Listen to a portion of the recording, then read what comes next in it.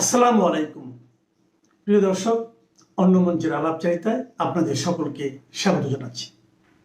প্রিয় বন্ধুরা, প্রীতি, সালাম এবং শুভেচ্ছা নেবেন। এই মুহূর্তে দিল্লিতে বাংলাদেশ নিয়ে কি হচ্ছে? বাংলাদেশে অনেক দেশের রাষ্ট্রদূত এই মুহূর্তে কেন দিল্লিতে? বাংলাদেশ আওয়ামী লীগ কার্যক্রম নিষিদ্ধ আওয়ামী লীগকে ঠেকাতে বিএনপি রাজপথে কতটা প্রস্তুতি নিয়ে নেমেছে? প্রধানমন্ত্রীর তথ্য ও সম্প্রচার বিষয়ক উপদেষ্টা ডক্টর জাহেদ যে ভারত থেকে ফিরে এসেছিলেন সেটি নিয়ে ভারতের বিদেশ মন্ত্রণালয়ের মুখপাত্র রণধীর জয়সওয়াল কি বলেছেন? গতকাল থেকেই বেশ অসুস্থ এবং আজকে মোটামুটি একদম খুবই খারাপ লাগছে। ওষুধ খেয়ে জাস্ট কথা বলছি, খুব সংক্ষেপে কিছু কথা বলবো। যে আমাদের পররাষ্ট্রমন্ত্রী ডক্টর খলিলের সাথে তিনি মালয়েশিয়া বেজিং যাবার আগে বেশ কয়েকটি দেশের রাষ্ট্রদূতদের সাথে একান্ত বৈঠক করেছেন।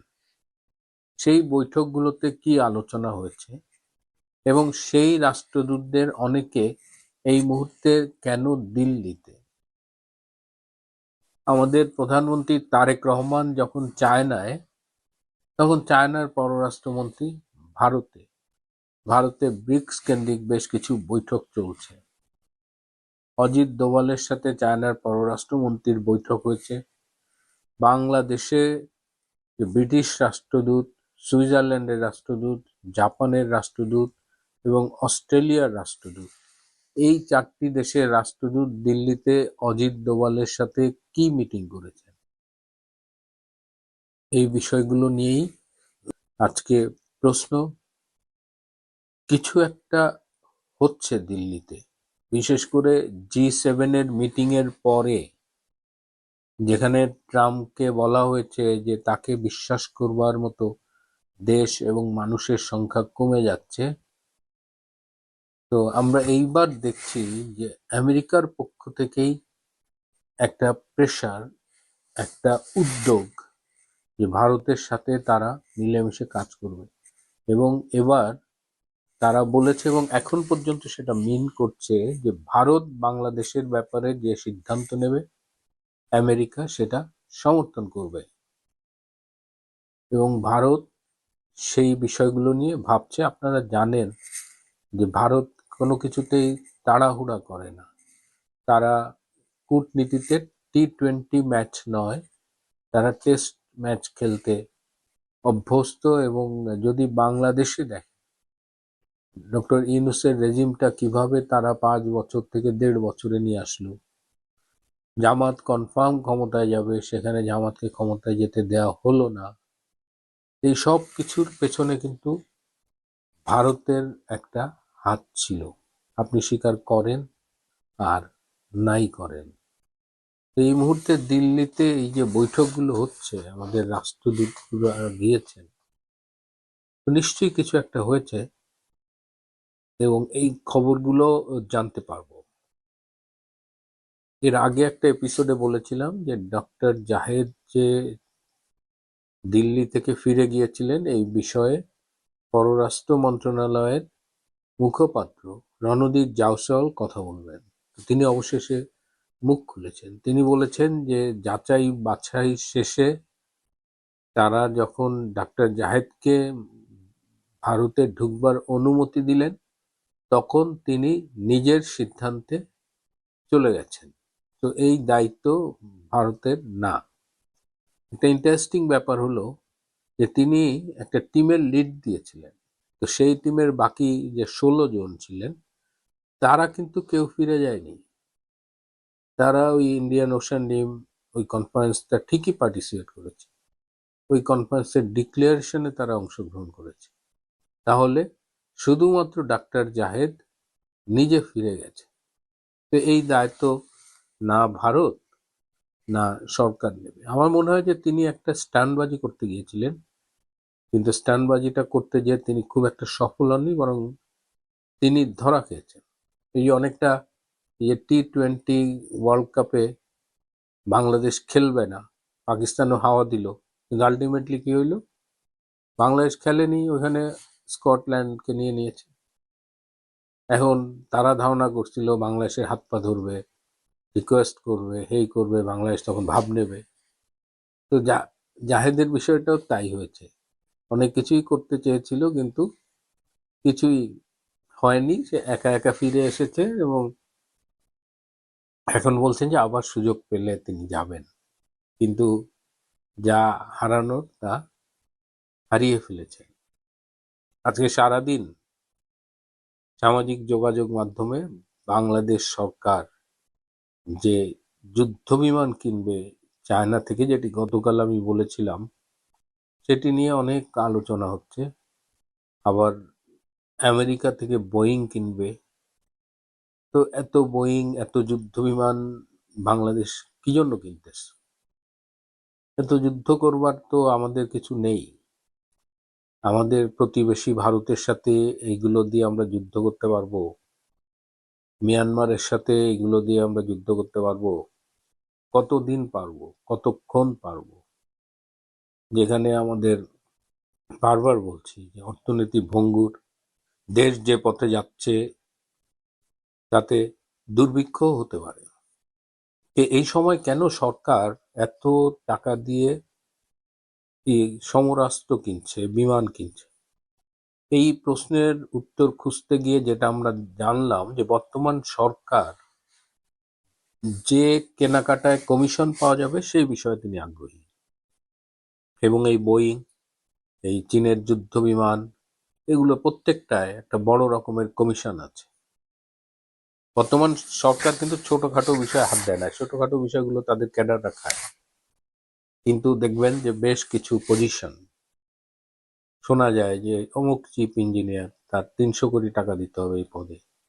আমাদের একটা ফার্মাসিউটিক্যালস আছে সরকারি, EDCL, essential drugs company limited, সেইটার যিনি এমডি, তাকেও একটা বড় অ্যামাউন্ট ইনশিওর করেই এমডি পদ নিতে হয়েছে, এবং মাঝখানে অ্যামাউন্ট দিতে পারছিলেন না বলে দেখবেন যে একজন সেক্রেটারি না কাকে জাস্ট ভারপ্রাপ্ত দেওয়া ছিল, পরে আবার টাকা পয়সার লেনদেন ঠিক হয়েছে। একদম শীর্ষ পর্যায় থেকে জানিয়ে দেওয়া হয়েছে যে পদগুলো লাভজনক সেখানে টাকা দিয়ে বসতে হবে। এবং এই কেনাকাটাও আপনারা দেখবেন যে অপ্রয়োজনীয় কেনাকাটা, এগুলো সব ওই কমিশন বাণিজ্য। আপনারা একটু চোখ কান খোলা রাখবেন। শেষে বলবো যে এই যে কার্যক্রম নিষিদ্ধ আওয়ামী লীগ, নিষিদ্ধ ছাত্রলীগ, স্বেচ্ছাসেবক লীগ, যুবলীগ, তারা তো মিছিল করছে, তাদের মিছিলের দৈর্ঘ্য বাড়ছে, ফ্রিকোয়েন্সি বাড়ছে। এই মিছিলের বিরোধিতা করতে গিয়ে বিএনপি তাদের অঙ্গ সংগঠন ও রাজপথে মিছিল করছে। এই ছবিটা দেখেন, 20 জনও নাই। একটা ক্ষমতাসীন দল, তারা কার্যক্রম নিষিদ্ধ আওয়ামী লীগ এবং তার অঙ্গ সংগঠনের মিছিল কার্যক্রম ঠেকানোর জন্য মাঠে নেমেছে, সেই মিছিলে 20 জন নাই। What does it indicate? বিএনপির আসলে সাংগঠনিক অবস্থাটা কি? সরকার তো তারা চালাতে পারছেই না, সাংগঠনিকভাবে নানান রকমের অপরাধের সাথে যারা জড়িয়ে গেছে, চাঁদাবাজি, লুটপাট, ধর্ষণ, কিন্তু যে রাজনৈতিক কার্যক্রম, সেটার কি অবস্থা এই ছবিতে আপনারা দেখলেন। আজ এ পর্যন্তই। ভালো থাকবেন, সুস্থ থাকবেন, তার চেয়েও জরুরি হলো নিরাপদে থাকবেন। আমার জন্য দোয়া করবেন। আর একটা হয়তো আশঙ্কা ছিল বাংলাদেশের প্রশাসনের, যে তারেক রহমান যখন বিদেশে আছেন সেই সময় কোনোভাবে শেখ হাসিনা ঢুকে না পড়েন। কিন্তু প্রত্যেক আওয়ামী লীগের কর্মীদের যেখানে দেশে যারা রয়েছেন তাদের সংখ্যা অনেক বেশি, এবং তাদেরকে কিন্তু নেতৃত্ব থেকে একটা নির্দেশ দেওয়াই ছিল যে যেখানে পারো যেভাবে হোক প্রতিষ্ঠা দিবস উদযাপন করতে হবে, এবং সেটা করা হচ্ছে, এটা দেখাতে হবে। এই কারণে নানা জায়গায় সেই হয়তো যদি কোনো একটা বিপুল জমায়েত হয়ে যায়, একটা আশঙ্কা ছিল হয়তো, সেই আশঙ্কায় সেনা, বিজিবি যত ধরনের আত্মরক্ষার প্রস্তুতি নেওয়া যায় তত ধরনের আত্মরক্ষার প্রস্তুতি নিয়েছে তারেক রহমান সরকারের প্রশাসন। আমাদের প্রধানমন্ত্রী তারেক রহমান, বাংলাদেশের প্রধানমন্ত্রী, তিনি মালয়েশিয়া এবং চায়না ট্যুর, মালয়েশিয়া ট্যুর শেষ করেছেন, চায়না ট্যুরে আছেন। এবং অনেকের আগ্রহ চায়না ইন্ডিয়া বাংলাদেশ এই রিলেশনটা তো একটা ত্রিভুজ প্রেমের মতো, এই ভালো এই খারাপ যাচ্ছে এরকম অবস্থা। ইন্ডিয়া যদিও রিসেন্টলি চায়নার সঙ্গে রিলেশন ডেভেলপ করতে চাচ্ছে, বা চায়নাও চাচ্ছে ইন্ডিয়ার সঙ্গে রিলেশন ডেভেলপ করতে। অনেকের মনে একটা প্রশ্ন জাগে যে ভারত প্রথম তার দেশে ট্যুরের জন্য আমন্ত্রণ জানিয়েছিল, নরেন্দ্র মোদী আমন্ত্রণ জানিয়েছিলেন একদম সরকার গঠনের সঙ্গে সঙ্গে প্রথম দিনই। সেই ক্ষেত্রে তারেক রহমান ভারতের দিকে না গিয়ে উনি চায়না যাচ্ছেন, এবং যেহেতু বাংলাদেশ কোন দিকে হেলে পড়ছে এ নিয়ে আলাপ আছে। আজকে পত্রিকার হেডলাইনও দেখলাম যে মার্কিন এবং ভারতীয় চাপ উপেক্ষা করে বাংলাদেশ চীনের সাথে সম্পর্ক ডেভেলপ করছে। আপনার কি মনে হয় এই ট্যুর কি আসলে ভারত বাংলাদেশ সম্পর্কের মধ্যে কোনো এফেক্ট ফেলবে, অথবা ভবিষ্যতে বাংলাদেশ চীনের দিকে হেলে যেতে পারে, এরকম কোনো সম্ভাবনা দেখছেন কিনা? দেখুন,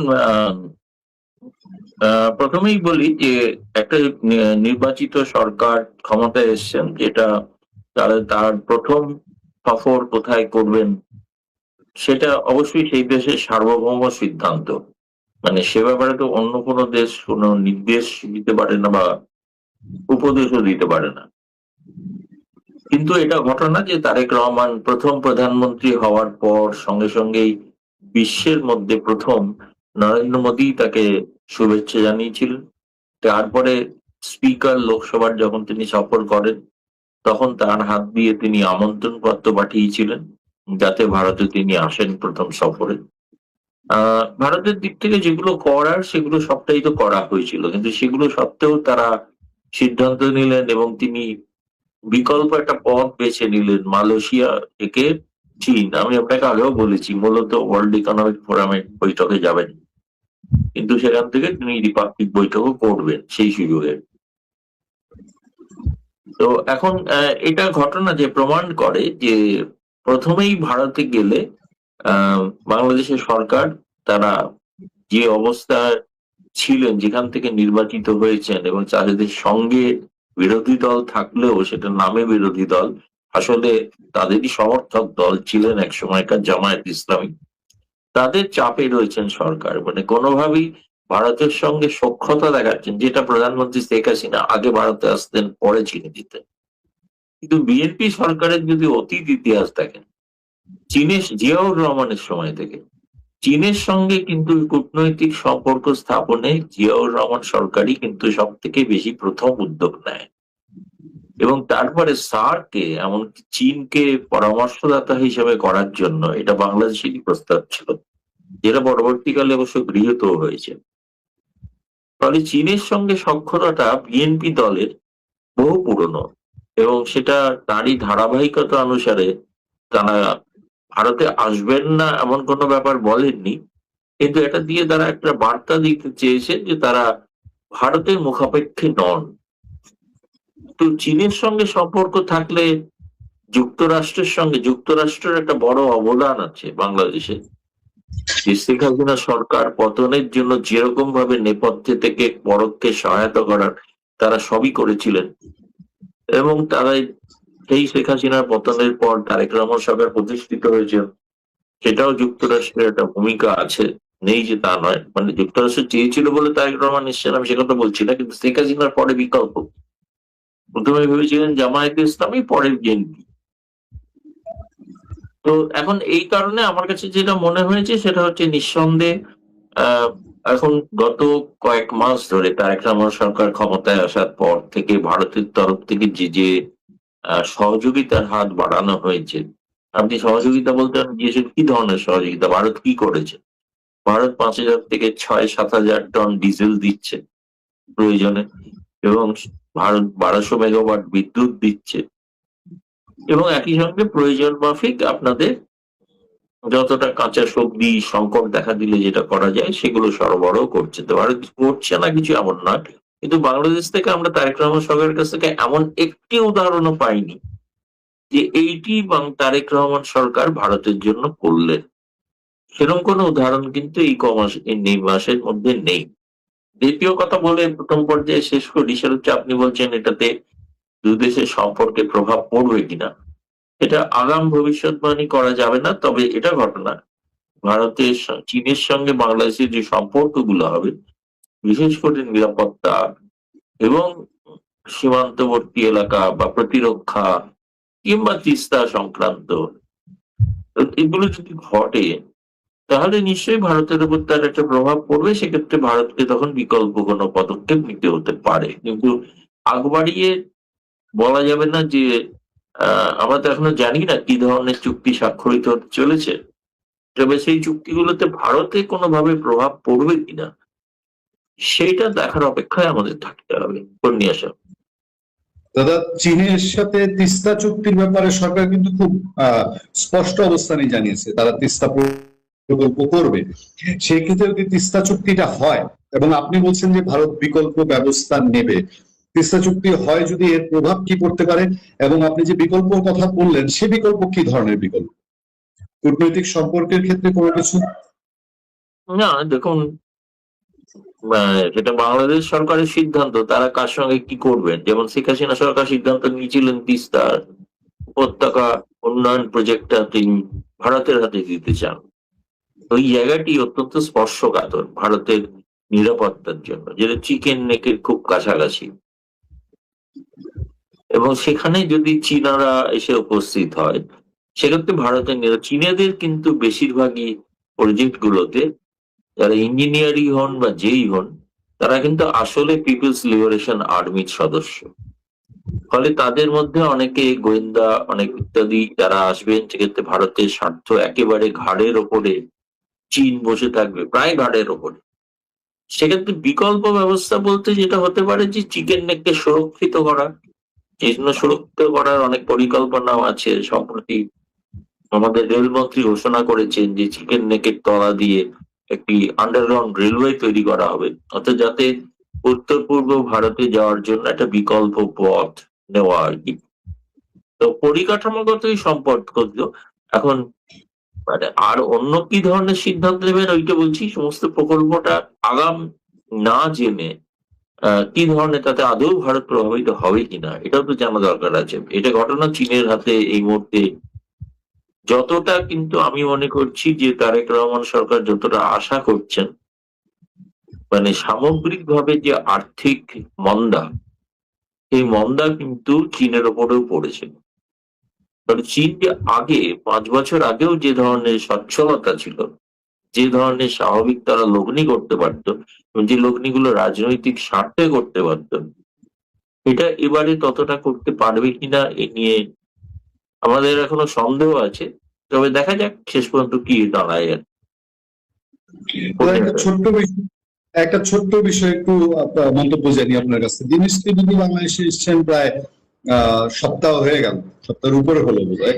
তিনি কাজ শুরু করছেন না বা আনুষ্ঠানিকভাবে তিনি এখনো বাংলাদেশ দ্বিতীয় ফর্মালিটি যেটা থাকে শেষ করছেন না। এটা কি লেন্দি করার পেছনে কোনো কারণ আছে বলে মনে হয় আপনার? না, আমি যদি পূর্বের অভিজ্ঞতাগুলো দেখি, সবসময় যে 7 দিনের মধ্যে হয়ে গিয়েছিল, অতীতে হয়েছে, সঙ্গে সঙ্গেই হয়েছে, হয়তো অপেক্ষাও করতে হয়নি, 48 ঘন্টার মধ্যেও হয়েছে। সেটা পরবর্তীকালে কিন্তু আপনি দেখেন যে প্রণয় ভার্মাও যখন গিয়েছিলেন বা বিক্রম দোরাইসমে, তাদের রাষ্ট্রপতির সঙ্গে সাক্ষাৎ করে ক্রিডেনশিয়াল নিতে, কিন্তু যতটা সময় আজকে এটা মিডিয়া যতটা ভাবছে, তখন কিন্তু ততটা সময়ও কিন্তু বেশি লেগেছিল, কম লাগেনি। এবং আপনাদেরও হাই কমিশনার যিনি দিল্লিতে আছেন, রিয়াজ আহমেদুল্লাহ, তাকেও কিন্তু বেশ কিছুকাল অপেক্ষা করতে হয়েছিল। এবং একবার একটা ক্রিডেনশিয়াল হস্তান্তর সেরিমনি দিন ঘোষণা করেও পিছিয়ে দেওয়া হয়, যেটা বলা হয় রাষ্ট্রপতি কোনো কারণে অসুস্থ ছিলেন। এখন বাংলাদেশের নিশ্চয়ই একটা দেশের যিনি দায়িত্ব নেবেন তিনি রাষ্ট্রপতির কাছে নেবেন ঠিকই, কিন্তু দেশের প্রধানমন্ত্রী যখন বাইরে আছেন তখন হয়তো সেটা নাও হতে পারে। আমার মনে হয় হয়তো প্রধানমন্ত্রী ফেরার পরে হলেও হতে পারে, আমি নিশ্চিত নই যে হবেই। এখন তার কিছু মন্তব্য নিয়ে জলঘোলাও হয়েছে, যেগুলো অমূলক, কিন্তু আমার মনে হয় ফেরার পরেও যদি দেখা যায় প্রলম্বিত হচ্ছে, তখন কিন্তু বলা যাবে যে প্রলম্বিত হচ্ছে। হয়তো আমি এখনো প্রলম্বিত হয়েছে বলে এখনো আমি বলছি, উপসংহার টানছি না। আমাদের দেশে কারো কারো ধারণা যে এটা প্রলম্বিত হয়ে গেছে অলরেডি এবং এর পিছনে অন্য কোনো কারণ থাকতে পারে। না, অন্য কোনো কারণ সেই জন্য বলতে যেটা তো স্বাভাবিকভাবে যেটা বলা হচ্ছে যে নেতৃবৃন্দ আসার পর তার কিছু মন্তব্যের কিছু ব্যাখ্যা বাংলাদেশের কিছু দক্ষিণপন্থী উগ্রপন্থীরা করেছে আর কি। তারা অন্যভাবে ব্যাখ্যা করেছেন যে এটাতে তিনি দুই বাংলাকে মিলিয়ে দেওয়ার কথা বলছেন কিনা, বাংলাকে ভারতের সঙ্গে মিলিয়ে দেওয়ার কথা বলছেন কিনা, 140 কোটি এবং 20 কোটি বলেছেন, তিনি কি বৃহৎ দাদা সুলভ কোনো মনোভাব দেখালেন কিনা, এই প্রশ্নগুলো হয়েছে। কিন্তু এই প্রশ্নগুলো তার কথার মারপ্যাচের মধ্যে, তিনি যদি প্রকৃত মানে পেশাদার কূটনীতিবিদ হতেন তাহলে ওই ভাষাটাই হয়তো অন্যভাবে বলতেন। উনি যেহেতু পেশাদার কূটনীতিবিদ নন, তেনার কাছে মনে হয়েছিল হয়তো ভূপেন হাজারিয়া, যাকে বাংলাদেশ সম্মান জানিয়েছে মুক্তিযুদ্ধের জন্য, তার গানের উদ্ধৃত করলে হয়তো বাংলাদেশের মানুষের মন জয় করা যেতে পারে। কিন্তু সেটা হিতে বিপরীত হবে এটা তো ভাবা যায়নি আগে। আর আমার মনে হয় তিনি হয়তো ভবিষ্যতেও যখন কথা বলবেন একটু সতর্ক হয়েই হয়তো বলবেন, এই একটা অভিজ্ঞতা থেকে তার হয়েছে। পূর্ণিয়া সাহেব। দাদা দাদা যাচ্ছি আওয়ামী লীগ প্রসঙ্গে। বাংলাদেশে আমরা বলছি লঙ্কা কাণ্ড ঘটে গেছে আওয়ামী লীগ নিয়ে।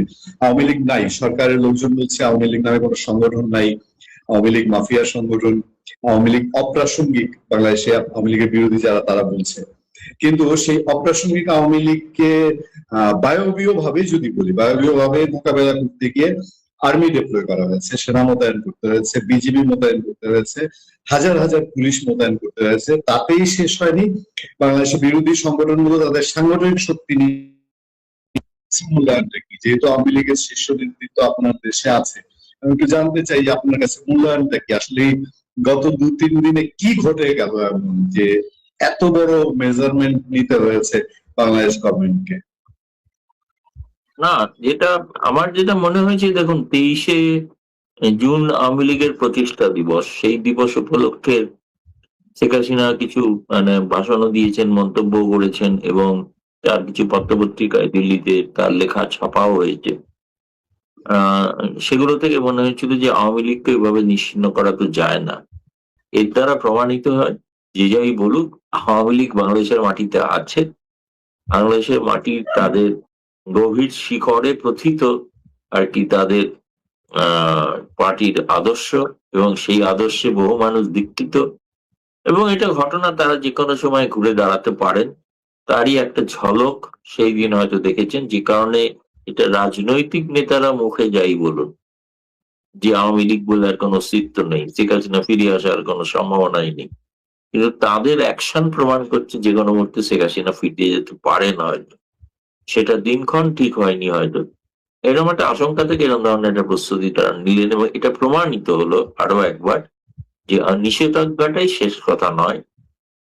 এবং নিষেধাজ্ঞা তো অতীতে আওয়ামী লীগকে তো বহুবার করা হয়েছে, তা থেকে আওয়ামী লীগ দলটা তো বহু আগে মুছে যাওয়ার কথা ছিল, তাই না? তো তারা কি মুছে গিয়েছিল? বঙ্গবন্ধু হত্যার পর তো আওয়ামী লীগের অস্তিত্বই ছিল না, একটা কাগজে কোনো আওয়ামী লীগের কথা, বঙ্গবন্ধুর কথা প্রকাশিত হতো না, বরং প্রকাশিত করলে সেই সংবাদপত্র বন্ধ করে দেওয়া হতো, সেই সাংবাদিকদেরও নির্যাতনের মুখোমুখি হতে হতো। তার পরবর্তীকালেও যত সেনা শাসন ঘটেছে বা সেনার নামে তথাকথিত রাজনৈতিক শাসন, সবগুলোতেই বারবার আওয়ামী লীগকে নিষিদ্ধ করা হয়েছে। তাহলে তো এতদিন পরে একটা পার্টি যে রাষ্ট্রের জন্মের সঙ্গে যুক্ত, যার ইতিহাস, তাকে কোনো একটা প্রশাসনিক আদেশে নিষেধাজ্ঞা করে উঠিয়ে দেওয়া যায় না, কারণ ওটা মানুষের মনে আছে, হৃদয়ে আছে, ফলে যাতে যে কোনোদিন প্রস্ফুটিত হতে পারে। যেমন 23শে জুন আংশিক হলেও হয়েছে, ভবিষ্যতে আমার ধারণা আরো হবে। অপেক্ষা করুন 16ই ডিসেম্বরে প্রকৃত স্বাধীনতা আসবে কিনা বাংলাদেশ দেখার জন্য।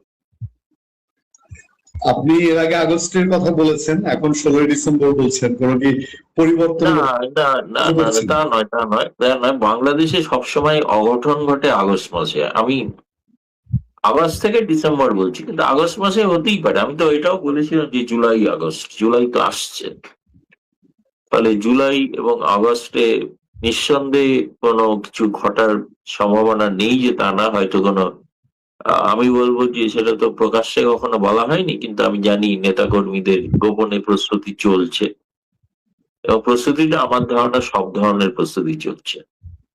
সব ধরনের বলতে আমি কোট আনকোট সব ধরনের বলছি, সব ধরনের ব্যাখ্যা দেবো। বলুন, পূর্ণিয়া। আচ্ছা, তা আপনি বলছিলেন যে শেখ হাসিনা 23 জুন নিয়ে কিছু কথাবার্তা বলেছেন যেগুলো ভারতের পত্রপত্রিকায় এসেছে, সে সম্পর্কে কিছু ধারণা পেতে পারি? হ্যাঁ, ওটা একটা তার লিখিত বক্তব্য। তার 23 জুন উপলক্ষে তিনি এখানকার গণমাধ্যমে দিয়েছিলেন। আপনার কলকাতা সহ দিল্লির একটা দুটো ইংরেজি মাধ্যম এবং আরো কোথাও প্রকাশিত হয়েছে। সত্যি কথা বলতে গেলে সবটা আমি এখনো পড়ে দেখি। তিনি আওয়ামী লীগের জন্ম বৃত্তান্ত এবং আওয়ামী লীগের এই যে কথাগুলো বললাম যে নিষেধাজ্ঞা সত্ত্বেও আওয়ামী লীগ বেঁচে আছে, বলে আওয়ামী লীগকে কখনোই বাংলাদেশের মাটি থেকে নিশ্চিহ্ন করা যাবে না। এটাই তার ছিল মূল কথা। আরেকটা প্রশ্ন যেতে চাই দাদা, বাংলাদেশে গাইবান্ধার হম। আপনার একটা মূর্তি স্থাপনকে নিয়ে, রাম রাম মূর্তি স্থাপনকে নিয়ে বেশ হুলস্থুল অবস্থা গেছে। তো সেটা স্থগিত হয়েছে, কিন্তু এটার উদ্যোক্তা যিনি, তাকে নিয়ে খুব রহস্যজনক ইনফরমেশন পাওয়া যাচ্ছে। ব্যাপার সেটা না, ব্যাপার হচ্ছে যে এটা বাংলাদেশে স্থগিত হওয়া নিয়ে ভারতের দিক থেকে রিয়েকশন আছে। স্বাভাবিকভাবেই ভারত যেহেতু সনাতন অধ্যুষিত দেশ, এবং ওখান থেকে কেউ কেউ স্লোগান দিচ্ছে যে এবার রংপুর বিচ্ছিন্ন করো, এবার চিটাগাং বিচ্ছিন্ন করো। আবার বাংলাদেশ থেকে একদল, তারাও বাংলাদেশে উগ্রবাদী, তারা ঘোষণা দিচ্ছে এবার কলকাতা দখল করব, এবার ত্রিপুরা দখল করব, এবার আসাম দখল করব। এই ইস্যুটা কেন এরকম প্যাচ খেলো, আপনার কি মনে হয়? এর মধ্যে কি অন্য কোনো কিছু আছে? বাংলাদেশ থেকে যারা ঘোষণা করছেন কলকাতা দখল করব, উত্তর পূর্ব দখল করব, তাদেরকে আমি স্বাগত জানাই। তারা করে দেখাক। কিন্তু ভারত চাইলে যে কোনো মুহূর্তে করতে পারে। যদি স্বাধীনতা পূর্ব পাকিস্তান, পশ্চিম পাকিস্তান থেকে পূর্ব পাকিস্তানকে বিচ্ছিন্ন করার কাছে সাহায্য করতে পারে, ভবিষ্যতে আরো অনেক কিছু এলাকা বিচ্ছিন্ন করার কাছে সাহায্য করতে পারে, সেটা সেখানকার মানুষ সিদ্ধান্ত নেবেন, তাই না? তারপরে তো ভারতের প্রসঙ্গ। ধরুন আজকে রংপুর বা গাইবান্ধা এলাকার মানুষ যদি সিদ্ধান্ত নেন যে তাদের বর্তমান সরকারের অধীনে থাকাটা অসহনীয় হয়ে উঠছে, এটার প্রতিবাদে তো বেশ কিছু মিছিল টিছিলও হয়েছে সংখ্যালঘুদের। ভারতের পররাষ্ট্র মন্ত্রণালয় থেকে গতকাল একটা বলাও হয়েছে, সাপ্তাহিক ব্রিফিং এ মন্তব্য করা হয়েছে যে আশা করি বাংলাদেশ সরকার সংখ্যালঘুদের নিরাপত্তার ব্যাপারে যথেষ্ট তৎপর হবেন ও সুরক্ষা দেবেন। প্রত্যুত্তরে আজকে শুনলাম বাংলাদেশের পররাষ্ট্রমন্ত্রীর মুখপাত্র বলেছেন বাংলাদেশ সংখ্যালঘুদের নিরাপত্তা দিয়ে থাকে। তিনি ইঙ্গিত করেছেন প্রচ্ছন্নভাবে যে ভারতেও সংখ্যালঘুদের নিরাপত্তা দেওয়া উচিত ভারত সরকারের। এই কথার কূটনৈতিক, এগুলো কূটনীতির কথার যুদ্ধ, কিন্তু প্রকৃত যুদ্ধ কোনো আশঙ্কা আমি কিন্তু এখন দেখছি না। এই ধরনের উত্তেজনা থাকবে, কারণ যেহেতু দুদেশের সম্পর্ক যদি সত্যি খুব উন্নত হতো বা যদি আরো বেশি প্রভাবশালী হতো এবং গভীরে হতো এবং কতগুলো অ্যাক্টিভিটিস যদি দেখা যেত দু দেশের মধ্যে, তাহলে এই ধরনের কথাগুলো ঘটতো না। যেমন এখন তো বুঝতেই পারছেন সম্পর্ক স্বাভাবিক নয়, তার একটা বড় প্রমাণ হচ্ছে যে ট্যুরিস্ট ভিসা চালু হচ্ছে না। ট্যুরিস্ট ভিসা যদি চালু হয় তাহলে বুঝবেন যে ভারতের সঙ্গে বাংলাদেশের সম্পর্কে যথেষ্ট উন্নতি হচ্ছে। সেটা তো, কারণ সেটাই তো মানুষের মানুষের উন্নতি। ফলে এই ধরনের প্রতিক্রিয়া ফলে দু দেশের মধ্যেই আছে, এবং সেটা ঘটনা যে তার ফলে এই ধরনের কিছু বাংলাদেশে দেখুন সংখ্যালঘুদের তাদের তো একটা অধিকার রয়েছে না, নিশ্চয়ই সাংবিধানিক অধিকারও আছে। তারা কি করবেন, তাদের ধর্মাচরণ যেমন মুসলিমদেরও আছে, তেমনি হিন্দুদেরও আছে, বৌদ্ধদেরও আছে, খ্রিস্টানদেরও আছে, এবং ভারতের সংবিধানও রয়েছে। সেটার বিচ্যুতি আমি একেবারেই বলবো না যে ভারতে কখনো হয় না এমন কোনো, ভারত একটা পারফেক্ট দেশ সেরকম আমি বলছি না। বিচ্যুতি তো হয়েই থাকে, বিচ্যুতি হয় বলেই তো সেগুলো সংবাদ হয়। তেমনি বাংলাদেশেও যখন যেগুলো ঘটছে সেগুলো যদি বিচ্যুতি ঘটে সংবিধান থেকে, তখন সেগুলো সংবাদ হয়, তখন সেখানে মানুষের আকৃষ্ট হয়, মিডিয়াতে আসে। তখন আবার এই সুযোগে বেশ কিছু মানুষ তার ফায়দা লুটার চেষ্টা করে। সেটা একটা আগেও আমি দেখেছি, এমনকি আওয়ামী লীগ সময়ও দেখেছি, এখনো দিকটি তারই ধারাবাহিকতা চলছে। সমাজে এই অংশটা বাংলাদেশে রয়েই গেছে, এবং সেটা 1971 থেকে তারা আছে, যারা চায় না ভারতের সঙ্গে বাংলাদেশের সম্পর্ক উন্নত হোক। আর বলুন পূর্ণিয়া সাহেব। দাদা, আমি সবশেষ আপনি বলছিলেন যে গতকালকে ভারতের পররাষ্ট্র মন্ত্রণালয় ব্রিফিং করলো, সেখানে ডক্টর জাহেদুর রহমান প্রসঙ্গটা উঠেছিল। পত্রিকা কাগজে আমরা দেখেছি, কিন্তু তারপর আপনার কাছ থেকে একটু জানতে চাই বিষয়টা। আপনি সেখানে ছিলেন। যেটা বাংলাদেশ যেটাকে মনে করেছেন বা জাহিদুর রহমান যেটা মনে করেছেন যে তার প্রতি এটা অপমান করা হয়েছে বলে, কিন্তু ভারত সরকার বলছেন যে তাকে শেষ পর্যন্ত তাকে ভারতে প্রবেশের অনুমতি তো দেওয়া হয়েছিল, কিন্তু তিনি সেই অনুমতিটা না গ্রহণ করে তিনি ফিরে গেছেন স্বেচ্ছায়। এটা একটা। দ্বিতীয় কারণ ছিল তিনি বাংলাদেশ তারা দাবি করছেন যে তারা ভারত সরকারকে জানিয়েছিলেন যে একজন মন্ত্রী পর্যায়ের ব্যক্তি যাবেন। তো মন্ত্রী পর্যায়ের ব্যক্তি এলো, প্রত্যেকটা মানুষকেই তো তার পাসপোর্টটি দেখাতে হয়। ফলে তিনি একটি অর্ডিনারি পাসপোর্ট দেখিয়েছিলেন। এটা আপনাদের দেশে বোধহয় সবুজ পাসপোর্ট। সবুজ রঙের পাসপোর্টে তার ভারতে প্রবেশের জন্য একটা সার্ক ভিসা স্ট্যাম্প ছিল আর কি। সার্ক ভিসা ভারতের বক্তব্য হচ্ছে তাদের তো তারা যখন দেখে যে সার্ক ভিসা, তখন খোঁজ নিতে থাকে যে সার্কের কোনো বৈঠক এখানে আছে কিনা। জানতে পারে সার্কের কোনো বৈঠক নেই। তিনি এবং খুব জুনিয়র লেভেলের অফিসার তো এয়ারপোর্টে থাকে, খুব সিনিয়র লেভেলের তো নয়। ফলে তার কাছে মনে হয়েছে যে তিনি ভিসার স্বাভাবিক যে নিয়ম সেটাকে উল্লঙ্ঘন করছেন। যেমন তিনি যদি ট্যুরিস্ট ভিসা নিয়ে আসতেন তাহলে মেডিকেলের জন্য যেতে পারেন না, মেডিকেল ভিসা নিয়ে এলে ট্যুরিস্ট ভিসা নিতে পারেন না। এখন তিনি সার্ক ভিসা নিয়ে সার্ক সংক্রান্ত কোনো বিষয়ে কাজে লাগতে পারেন, সেটা যখন নয়, পরে যখন জানা যায়, সে যখন ঊর্ধ্বতন কর্তৃপক্ষের সঙ্গে কথা বলে, খোঁজ নেয়, তখন জানতে পারেন এবং হাই কমিশনার নিজেও তিনি জানান তাদেরকে যে উনি এসছেন ইন্ডিয়ার ওশান ভারত মহাসাগর রিম অ্যাসোসিয়েশনের সভায়। তখন তারা নিশ্চিত সেই সেই খোঁজ খবরটা করতে অনেক সময় লেগে যায়। এই সময়টা কারোর মধ্যে 2 ঘন্টা, কারোর মধ্যে 40 মিনিট, কেউ বলছেন 2.5 ঘন্টা। যেটাই হোক, কতটা এক্স্যাক্টলি তো জানি না, কিন্তু এর মধ্যে আরেকটা জিনিস আমার কাছে খুব অদ্ভুত লেগেছে। এটা সেই রাত্রে গণমাধ্যমে খবরটা এলো কি করে? কারণ গণমাধ্যমে আসার যে খবর, সেই খবরটার মধ্যে একটা অন্য রহস্য আছে। সেই রহস্যটা হচ্ছে যে শোনা যায় যে আপনাদের প্রাক্তন সাবেক যিনি মিনিস্টার প্রেস ছিলেন দিল্লিতে, ফয়জাল, যাকে অ্যাকচুয়ালি বরখাস্ত করেন বাংলাদেশ সরকার, তিনি বাংলাদেশ মিশন নিয়ে তার প্রচুর অভাব অভিযোগ ইত্যাদি রয়েছে আর কি। তিনি কোনোভাবে সংবাদটি ইমিগ্রেশন থেকে জানতে পারেন, এবং জানতে পারেন মানে হয়তো বাংলাদেশ মিশনের ইমিগ্রেশনের কেউ হয়তো তাকে জানিয়েছে, তার বন্ধুস্থানীয় কেউ হবে। তিনি সঙ্গে সঙ্গে তিনি সোশ্যাল মিডিয়াতে, সোশ্যাল গণমাধ্যমে, সামাজিক মাধ্যমে দিয়ে দেন। এবং দিয়ে দেন না, শুধু না, দিয়ে দেওয়ার পরে তিনি প্রবন্ধ লেখেন, এমনকি সেটা পুরোপুরি দায়ী করেন হাই কমিশনারকে। তারপরেও আমি অন্য একটি গণমাধ্যম দেখেছি যেখানে তারা লিখেছেন যে কিভাবে সাবেক মিনিস্টার প্রেস তার এই পূর্বতন অবস্থানকে ব্যবহার করে তিনি বাংলাদেশ মিশন বিরোধী নানা রকম কাজ করছেন আর কি। কারণ এটা ভারতীয় গণমাধ্যম জেনেছে পরে, সবচেয়ে আগে জেনেছেন উনি, ফয়জাল, এবং তিনি জেনে তিনি পোস্ট করার পর, ফলে এটার মধ্যে একটা বাংলাদেশের আভ্যন্তরীণ কূটনৈতিক প্রতিযোগিতা বলেন, রেষারেষি বলেন, ঈর্ষা বলেন, এবং কাউকে বিতাড়িত করার পর তার ক্ষোভ বলতে পারেন, তিনি বাংলাদেশের ভাষার জন্য একটা ইস্যু তৈরি করতে দিয়েছে, ইস্যু করে ফেলেছে। এটা ঘটনা। কিন্তু তবুও আমি বলবো যে একজন মন্ত্রী হিসাবে তিনি অবশ্যই তার যে যোগ্য সম্মান পাওয়া উচিত ছিল। তিনি ফিরে গিয়ে কিন্তু বলেছেন যে তিনি ভারতে আবার যাবেন। গেলে আশা করবো যে তিনি প্রপার একজন ডিপ্লোম্যাটিক পাসপোর্ট নিয়ে, মানে লাল পাসপোর্ট নিয়ে আসবেন। কারণ তিনি আসতেই পারেন অন্য ভিসার, অন্য পাসপোর্ট নিয়ে, কিন্তু সেক্ষেত্রে কিন্তু ওই ভিসার কি কতগুলো নিয়ম থাকে না, ডুজ এন্ড ডোন্টস, কি করা যাবে কি করা যাবে না।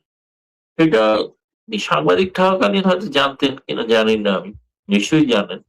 আমরাও যখন কোথাও যাই তখন কোথাও মানে যে ভিসাটা নিয়ে যাই সেই ভিসা সংক্রান্ত বিষয়ে কাজ করতে পারি, অন্য কোনো বিষয় নিয়ে কোনো দেশেই নয়।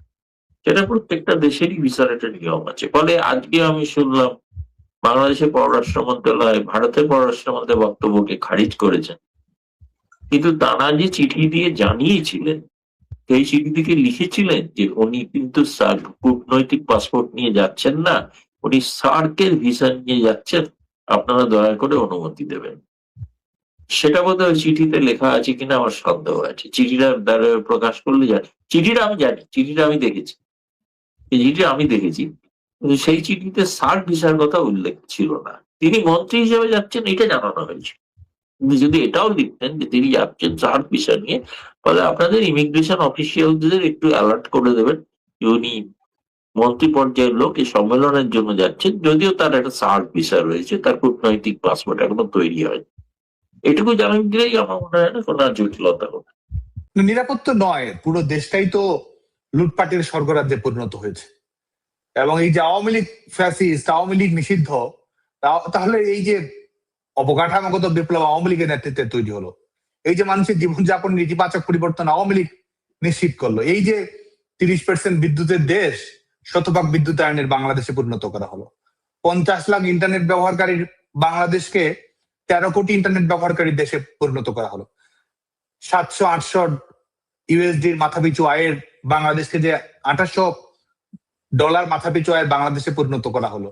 আমাদের অর্থনীতি কত গুণ বেড়েছে, আমাদের জিডিপি কত গুণ বেড়েছে, আজকে আমাদের ফরেন ডিরেক্ট ইনভেস্টমেন্ট কত গুণ বাংলাদেশে এসেছে, আমাদের ক্রয় ক্ষমতা কতটুকু বেড়েছে, খাদ্যাভ্যাসে কি পরিবর্তন এসেছে, জীবনযাপনে কি ইতিবাচক পরিবর্তন এসেছে, দারিদ্র্য কতটুকু কমেছে।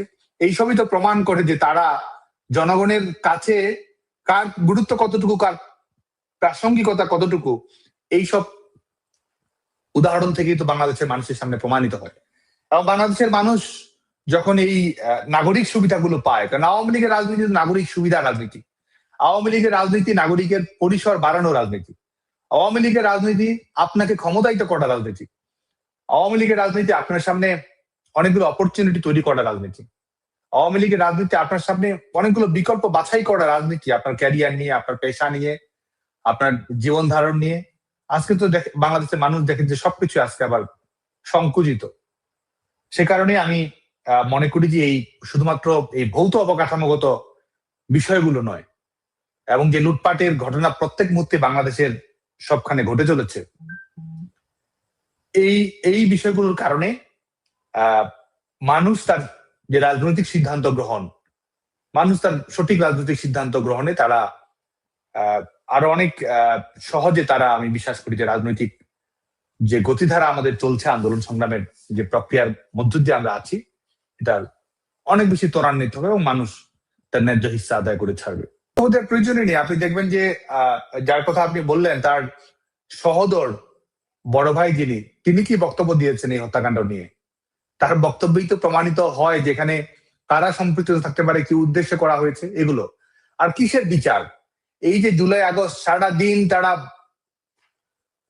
মুখে ফেনা তুলে জুলাই আগস্ট জুলাই জুলাই বলতে বলতে, তো এই এতই যদি ন্যায় বিচার চায় তাহলে ইন্ডেমনিটি কেন? এতই যদি আত্মবিশ্বাসী আইনের শাসনের ব্যাপারে, তাহলে দায় মুক্তি কেন? তাহলে নিরপেক্ষ বিচার নয় কেন? এতই যদি যারা নিহত হয়েছে তাদের ব্যাপারে যদি সত্যিকার অর্থে দরদ থাকে, তাহলে ন্যায় বিচারের জন্য লড়াই না কেন? শুধুমাত্র এই ক্যাঙ্গারু কোর্টের ট্রায়াল কেন?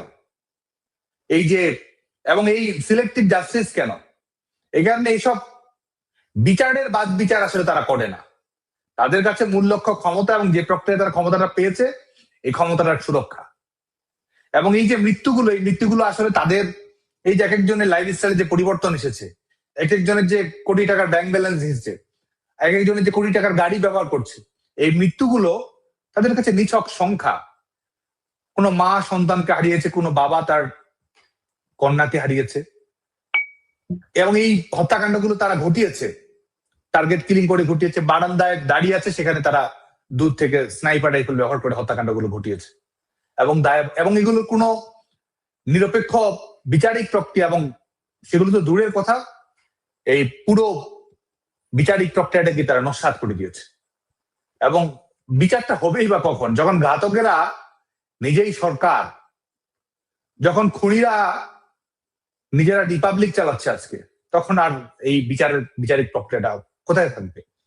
যে কারণে আমরা বিশ্বাস করি যে মানুষের ক্ষমতার যখন উত্থান হবে, জনগণের গণ আন্দোলনের ক্ষমতার পরিধি যখন বৃদ্ধি পাবে, এবং সত্যিকারের একটা গণতান্ত্রিক সরকার যখন প্রতিষ্ঠিত হবে, তারা রাষ্ট্রকে নিরপেক্ষ রেখে এই প্রত্যেকটি যে মৃত্যুর ঘটনা ঘটেছে, মর্মন্তুদ ঘটনা ঘটেছে, প্রত্যেকটি নিরপেক্ষ তদন্ত করে যার যা শাস্তি প্রাপ্য আইনানুগ প্রক্রিয়ায় মানবাধিকারের সমস্ত শর্ত অক্ষুণ্ণ রেখেই আমি বিশ্বাস করি যে ভবিষ্যতে জনগণের সরকার, গণতান্ত্রিক সরকার, আওয়ামী লীগ সরকার সেটি করবে। এটি তো অবশ্যই, এটি তো আমাদের দেশের মর্যাদা, এইসব বিষয় নিয়ে তাদের কোনো ন্যূনতম ধারণা আছে বলে আমার কাছে মনে হয় না, এবং সেটা তার কাছে গুরুত্বপূর্ণ নয়। এবং যে কারণে তারা সংসদ সদস্য এই তকমা লাগিয়ে নিজেরা একটা প্রশাসনের নির্বাচন করে সংসদ সদস্যের তকমা লাগিয়ে, এবং আজকে দেখুন যে আজকে যখন সেখানে মামলা নেওয়া হয়েছে, সে কিন্তু দলীয় কেউ নয়, কোনো কর্মী নয়, কোনো রাজনৈতিক সংগঠক নয়, এবং সেখানে 8-10 জন একত্রিত হয়ে কিভাবে আক্রমণ করেছে, এবং একটা পর্যায়ে সেই দেশের নাগরিক এবং তারা কিন্তু বাংলাদেশি বংশোদ্ভূত নয়, তাদেরকে তো আর আওয়ামী লীগ বলার সুযোগ নেই যে তারা আওয়ামী লীগের কর্মী, যারা তাকে উদ্ধার করেছে, পুলিশকে জানিয়েছে এবং পরবর্তীতে আইন শৃঙ্খলা রক্ষাকারী বাহিনীকে সহযোগিতা করেছে। আজকে দেখুন যে এখানেই তো প্রমাণিত তারা যে তাদের দৃষ্টিভঙ্গিটা কিরকম, এবং মব যে তাদের অস্থির মধ্যে সবসময় রয়েছে, এটা তারা সেখানে গিয়েও তারা প্রমাণ করেছে, এবং এটা দেশের মর্যাদা ভুলুণ্ঠিত হয়েছে, এবং দেশের মর্যাদার আসলে তাদের কাছে অপ্রাসঙ্গিক। শুধুমাত্র ক্ষমতার ভাগবাটোয়ারা, শুধুমাত্র নিজের ব্যাংক ব্যালেন্স বাড়ানো, শুধুমাত্র এইসব প্রতিপত্তি দেখানো, এটি হচ্ছে তাদের মূল লক্ষ্যে পরিণত হয়েছে, যে কারণে তারা এই ঘটনাগুলো ঘটিয়েছে বলে মনে করি। ডোভাল ওয়াং বৈঠক ও তারেক রহমানের চীন সফর দক্ষিণ এশিয়ার নতুন ভূ রাজনীতিতে কি হচ্ছে? প্রশ্ন আসছে যে দক্ষিণ এশিয়ার ভূ রাজনীতিতে কি এক মহা নাটকীয় মোড় আসতে চলেছে? একদিকে ভারতের রাজধানী নয়াদিল্লিতে বসেছে ব্রিক্সের হাই প্রোফাইল বৈঠক, যেখানে মুখোমুখি হয়েছেন ভারতের জাতীয় নিরাপত্তা উপদেষ্টা অজিত দোভাল এবং চীনের হেভিওয়েট পররাষ্ট্রমন্ত্রী ওয়াং ই, এবং যিনি চীনা কমিউনিস্ট পার্টির পলিট ব্যুরোর সদস্য।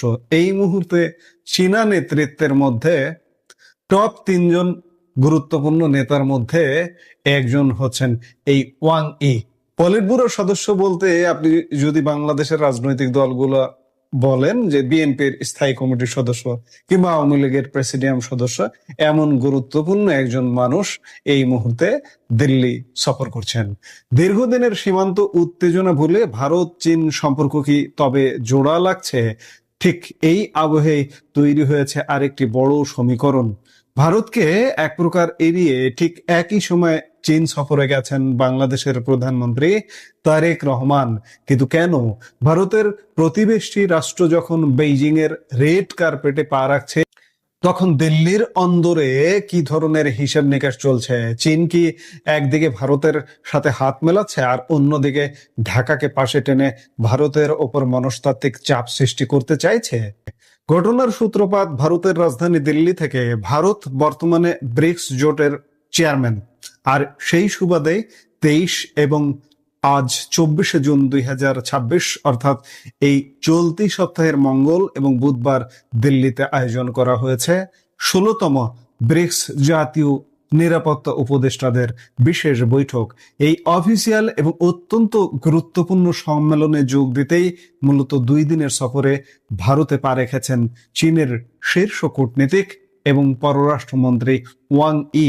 ব্রিক্স জোটের ভবিষ্যৎ কৌশল নির্ধারণের জন্য এই বৈঠকটি যতটা গুরুত্বপূর্ণ, তার চেয়েও বড় আলোচনার কেন্দ্রবিন্দু হয়ে উঠেছে এর সাইডলাইন বা পর্দার আড়ালের দ্বিপাক্ষিক বৈঠকগুলো। কারণ ওয়াং ই দিল্লিতে পা রাখার পর থেকেই কূটনৈতিক পাড়ায় গুঞ্জন শুরু হয়েছে, তবে কি এশিয়ান 2 পরাশক্তির মধ্যকার বরফ অবশেষে গলতে শুরু করেছে?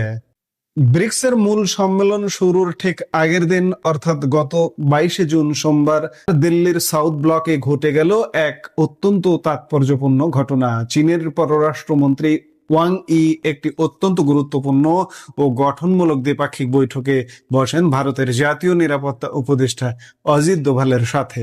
এই বৈঠকের গুরুত্ব কতটা গভীর তা বোঝা যায় ঠিক তার পরের দিন অর্থাৎ গতকাল 23শে জুন মঙ্গলবার। গতকালই চীনের পররাষ্ট্রমন্ত্রী সরাসরি সাক্ষাৎ করেন ভারতের প্রধানমন্ত্রী নরেন্দ্র মোদীর সাথে। কূটনৈতিক বিশ্লেষকরা বলছেন এই বৈঠকগুলো সাধারণ কোনো আনুষ্ঠানিকতা ছিল না। গত কয়েক বছরে লাদাখ সীমান্ত নিয়ে ভারত ও চীনের মধ্যে যে চরম উত্তেজনা ও অচল অবস্থা তৈরি হয়েছিল তা ধীরে ধীরে স্বাভাবিক করার লক্ষ্যে এই আলোচনাগুলো অত্যন্ত পজিটিভ বা ইতিবাচক মোড় নিয়েছে। বাণিজ্য, অর্থনীতি এবং সবচেয়ে সংবেদনশীল বিষয়ে অর্থাৎ সীমান্ত সংক্রান্ত ইস্যু নিয়ে দুই দেশের শীর্ষ নেতৃত্ব খোলামেলা কথা বলেছেন। ভারত স্পষ্ট করে দিয়েছে যে সীমান্তে শান্তি না ফিরলে পূর্ণাঙ্গ অর্থনৈতিক সম্পর্ক সম্ভব নয়। আর চীনও বুঝতে পারছে যে ভারতের মতো বিশাল বাজারকে দীর্ঘদিন হাতছাড়া করা তাদের অর্থনীতির জন্য ক্ষতিকর। ফলে দুই দেশের সম্পর্ক জোড়া লাগার একটি স্পষ্ট ইঙ্গিত এই সফর থেকে পাওয়া যাচ্ছে। এখন আসা যাক মুদ্রার অপর পিঠে, যা বাংলাদেশ ও ভারত উভয় দেশের দর্শকদের জন্যই সবচেয়ে আকর্ষণীয় অংশ। একদিকে যখন দিল্লিতে ভারত চীন সম্পর্ক জোড়া লাগার গুঞ্জন, ঠিক তখনই বাংলাদেশের প্রধানমন্ত্রী তারেক রহমান চীন সফরে গেছেন। অনেকে প্রশ্ন তুলছেন, ভারতকে এড়িয়ে বা ভারতকে এক প্রকার টেনশনে রেখে চীনে এই সফর কেন? বাংলাদেশের প্রধানমন্ত্রী বেইজিং এ গিয়ে কি করতে পারেন বা তার এজেন্ডায় বা কি? আসলে বাংলাদেশের বর্তমান রাজনৈতিক ও অর্থনৈতিক প্রেক্ষাপটে চীনের ভূমিকা অত্যন্ত গুরুত্বপূর্ণ। বাংলাদেশ এই মুহূর্তে বড় ধরনের অর্থনৈতিক সংস্কার ও কাঠামোগত উন্নয়নের মধ্যে দিয়ে যাচ্ছে। আর এই ক্ষেত্রে বেইজিং এর আর্থিক সহায়তা এবং বিনিয়োগের বিকল্প নেই। তারেক রহমানের এই সফরের মূল লক্ষ্য বাংলাদেশের তিস্তা মহাপরিকল্পনা বা তিস্তা প্রজেক্টে চীনা বিনিয়োগ নিশ্চিত করা, নতুন করে বড় অঙ্কের ঋণ বা বাণিজ্য সুবিধা আদায় করা। আমরা গতকালকে তারেক রহমানের ভিজিট নিয়ে আলাপ করেছি যে সামনে কি কি হতে পারে। 17টি চুক্তি স্বাক্ষর হবে, এর মধ্যে তিস্তা প্রজেক্ট চুক্তি সই হতে পারে বা এমওইউ স্বাক্ষর হতে পারে, এবং মোংলা চাইনিজ ইকোনমিক জোন এবং সামরিক সরঞ্জাম ক্রয়, এরকম নানা বিষয় নিয়ে আলাপ এবং এমওইউ স্বাক্ষর হতে পারে এমনটাই শোনা যাচ্ছে। কিন্তু দিল্লির চিন্তার জায়গাটি অন্য জায়গায়। ভারত সবসময় চায় তার প্রতিবেশী রাষ্ট্রগুলো যেন বেইজিং এর ডেড ট্র্যাপ বা ঋণের ফাঁদে না পড়ে এবং এমন কোনো চুক্তি না করে যা ভারতের শিলিগুড়ি করিডোর বা চিকেন স্নেকের নিরাপত্তার জন্য হুমকি হয়ে দাঁড়ায়। তারেক রহমানের এই চীন সফর দিল্লির কূটনৈতিক ও সামরিক নীতি নির্ধারকদের কপালে চিন্তার ভাঁজ খানিকটা বাড়াবে বই কি। তাহলে পুরো সমীকরণটা দাঁড়ালো কি?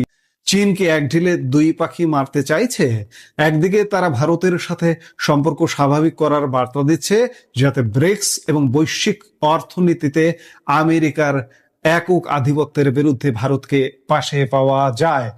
আবার অন্যদিকে বাংলাদেশের প্রধানমন্ত্রীকে বেইজিং এ লাল গালিচা সংবর্ধনা দিয়ে ঢাকাকে নিজেদের প্রভাব বলয়ে ধরে রাখার চেষ্টা করছে। অন্যদিকে এই মুহূর্তে মার্কিন যুক্তরাষ্ট্রের প্রতিও ভারতের একটা অবিশ্বাসের জায়গা তৈরি হয়েছে। সেই জায়গা থেকে চীন ভারত একসাথে চলবার কি পথ খুঁজছে? বাংলাদেশের জন্য এটি একটি চরম অগ্নি পরীক্ষা এবং ব্যালেন্সিং অ্যাক্ট। তারেক রহমান খুব ভালো করেই জানেন ভারতের ভৌগোলিক অবস্থান এবং ঐতিহাসিক সম্পর্কের কারণে দিল্লিকে চটিয়ে বাংলাদেশের পক্ষে দীর্ঘদিন চলা সম্ভব নয়। আবার দেশের অর্থনৈতিক সংকটের উত্তরণে চীনের ক্যাশ বা ডলারের ফান্ডও জরুরি। তাই ভারতকে এড়িয়ে চীন সফর করলেও ঢাকাকে অত্যন্ত সতর্কতার সাথে পা ফেলতে হবে যেন দিল্লির সাথে কৌশলগত সম্পর্কে কোনো ফাটল না ধরে। প্রিয় দর্শক, 23 এবং 24 জুনের এই ব্রিক্স এনএসএদের সম্মেলন এবং তারেক রহমানের বেইজিং সফর, এই দুটি ঘটনায় প্রমাণ করে যে দক্ষিণ এশিয়ার রাজনীতি আর আগের জায়গায় নেই। একদিকে ভারত চীন সম্পর্ক কি আসলেই নতুন কোনো উচ্চতায় পৌঁছাবে, নাকি সীমান্ত বিরোধের কারণে এটি সাময়িক যুদ্ধবিরতি মাত্র? আর অন্যদিকে চীনের বেইজিং এ গিয়ে বাংলাদেশের প্রধানমন্ত্রীকে দিল্লির উদ্বেগ দূর করে ঢাকার জন্য বড় কোনো অর্থনৈতিক সাফল্য আনতে পারবেন? ভারত ও চীনের এই সম্পর্ক জোড়া লাগলে বাংলাদেশের ওপর তার কি প্রভাব পড়বে? আর বাংলাদেশের প্রধানমন্ত্রীর এই চীন সফরকেই বা কিভাবে দেখা যায়? আসলে ভারত চীন সম্পর্কটা কি হচ্ছে, কিংবা তারেক রহমানের চীন সফরটা সফল নাকি ব্যর্থ, কি হচ্ছে, এগুলো দেখতে হলে আমাদের আরো কয়েকদিন অপেক্ষা করতে হবে যে তারেক রহমান চীনে গিয়ে কি আনলেন, এই কি আনবার কারণে ভারত চটে গেল কিনা। এই বিষয়গুলো দেখতে হলে আমাদের আরো কয়েকদিন অপেক্ষা করতে হবে, অন্ততপক্ষে সফরটা শেষ পর্যন্ত। 26 তারিখ পর্যন্ত চীন সফর পরবর্তী সময়ে আমরা বুঝতে পারবো বা জানতে পারবো, শুধু আমরা নয়, এমনকি নয়াদিল্লিও জানতে পারবে যে বাংলাদেশের প্রধানমন্ত্রী চীনে গিয়ে কি করলেন। আর এই কি করলোর উপরে নির্ভর করবে এই ত্রিমুখী সম্পর্ক, চীন ভারত সম্পর্ক, বাংলাদেশ চীন সম্পর্ক, বাংলাদেশ ভারত সম্পর্ক। এই সম্পর্কগুলো নির্ভর করবে। এই সম্পর্কগুলো দেখতে হলে আমরা নিশ্চয়ই অপেক্ষা করব এবং দেখব কি ঘটছে। এই মুহূর্তের ভিডিও থেকে বিদায় নিতে চাই।